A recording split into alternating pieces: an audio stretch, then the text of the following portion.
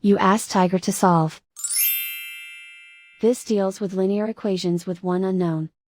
The final result is d equals -7. Let's solve it step by step. Simplify the expression. Combine like terms. Group all constants on the right side of the equation. Subtract 19 from both sides. Simplify the arithmetic.